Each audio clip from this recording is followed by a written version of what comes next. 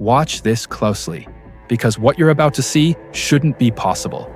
A Ukrainian hexacopter glides silently through the night, deep behind Russian lines, carrying something underneath it that Russian soldiers never even hear coming. No engine roar, no warning, just a shadow passing overhead, and then a small four-wheeled robot drops free, hits the ground, and starts driving on its own toward enemy positions.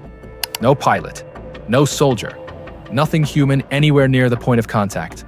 This isn't a simulation. This isn't concept art. This actually happened, filmed by Russia's own side of the war, which is exactly why nobody can dismiss it as propaganda. And it's just the opening move in something much bigger that Ukraine has quietly been building. Here's what should make every supporter of Ukraine, and every supporter of the alliance backing it, sit up straight. The United States actually pioneered this exact concept decades ago, pouring serious research and funding into the idea of an aircraft delivering a ground robot into position. That groundwork mattered. Ukraine took that foundation, adapted it under the real pressure of an active war, and turned it into a system flying real combat missions within months. It's not one side outdoing the other. It's what happens when decades of American research and Ukrainian battlefield ingenuity end up solving the same problem from two different directions. Think about that for a second. American labs spent years working out whether this idea could even work. Ukraine, fighting for its survival, is the one that finally proved it could in real combat, under real fire. That's not a rivalry. That's a partnership playing out in real time, with each side contributing exactly what it's best at. Deep research on one end, relentless battlefield adaptation on the other. The robot doing the work is called the ARC-1, built under Ukraine's homegrown Brave One defense program. The same initiative, quietly producing dozens of battlefield-changing systems, while the world's attention is elsewhere. It's small, it's fast, capable of roughly 45 kilometers an hour, and it runs on an electric drive so quiet that Russian troops routinely have no idea it's approaching until it's already there. Depending on the mission, it can carry ammunition forward, deliver medical supplies, or, as we just saw, deliver an anti-tank mine straight to the enemy's doorstep, completely on its own, once it's released from the air. And here's the part that makes this genuinely brilliant, not just brutal. Airlifting the robot in solves the one problem that used to make ground robots almost useless. Drive one across open terrain for kilometers, and it's exposed the entire way. Mud, minefields, trenches, constant surveillance, any one of which can take it out before it ever reaches its target. Fly it in instead, drop it at exactly the right spot, and that entire exposure window collapses to nearly nothing.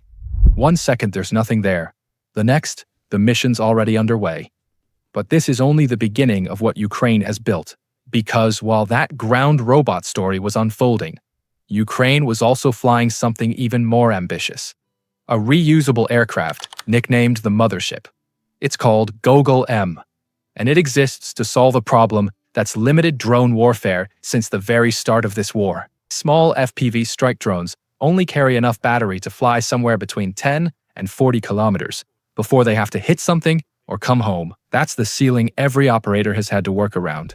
GOGOL-M smashes that ceiling completely. This fixed-wing aircraft, with a wingspan of roughly 20 feet, carries 2 FPV strike drones up to 300 kilometers into enemy territory, releases them near the target, and then flies itself all the way home to be reloaded and sent right back out. And once those drones are released, they're not even being flown by a human anymore. They run on an AI system called Smart Pilot, navigating without GPS, using onboard sensors to identify targets like parked aircraft, air defense systems, and fuel depots, and finishing the mission even if the connection back to base is completely severed. Let that sink in for a second. One mission with this system costs around $10,000. A comparable long-range missile strike costs somewhere between $3 and $5 million. Ukraine's manufacturer behind this technology is reportedly capable of building 50 of these motherships and 400 strike drones every single month. That's not an experiment anymore. That's a production line, and it's making some of the most expensive air defense systems on the planet look outdated in real time. Still think that's the ceiling? It isn't. A few months earlier, Ukrainian forces launched what analysts are calling the first fully uncrewed amphibious assault ever recorded on Russian-held Kinburn Spit, a stretch of Black Sea coastline. A small robotic boat, completely unmanned, approached the shore silently, lowered a ramp, just like a World War II-era landing craft, and released a tracked ground robot, armed with a remote-controlled machine gun turret. That robot rolled up the beach on its own and took position, all without a single Ukrainian soldier ever setting foot on land. Not one life put at risk. Not one soldier exposed to enemy fire. Just a machine doing the job and coming home safe. Picture what that operation would have looked like 80 years ago, on that same stretch of coastline. Waves of young men storming a beach under fire, knowing full well some of them wouldn't make it back. Ukraine just rewrote that entire scenario. Put all of it together. The airlifted mine robots, the 300-kilometer AI motherships, the world's first robotic beach assault. And this isn't a handful of clever tricks anymore. It's a complete, connected system. Large drones extend the reach of small ones. Ground robots absorb the risk that used to fall on soldiers. And increasingly, artificial intelligence is making split-second targeting decisions without waiting on a human at all. Ukrainian officials have reportedly set a goal of replacing up to 30% of frontline infantry roles with unmanned systems, not someday, but right now, actively reshaping how units fight on the ground. Compare that to how military technology has moved historically. Radar took the better part of a decade to go from prototype to standard issue. Precision-guided weapons took even longer. Ukraine has built and combat-tested an entirely new category of warfare in a fraction of that time. Not because it had unlimited resources, but because it refused to wait for permission to innovate. This is combat footage, in several cases filmed by the very side it was used against.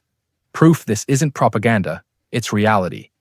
For decades, billion-dollar programs tried to build systems like this and shelved them without ever reaching a real battlefield.